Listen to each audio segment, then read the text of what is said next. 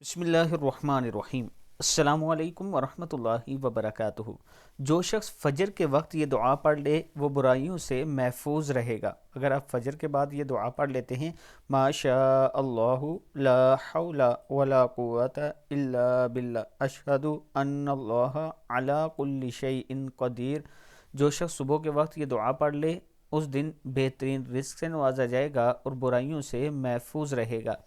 अल्लाह ताला हम सबको ये दुआ पढ़ने की तौफीक दे। माशा अल्लाहु ला हौला वला कुव्वता इल्ला बिल्लाह अशहदु अन्नल्लाह अला कुल्ली शैइन कदीर।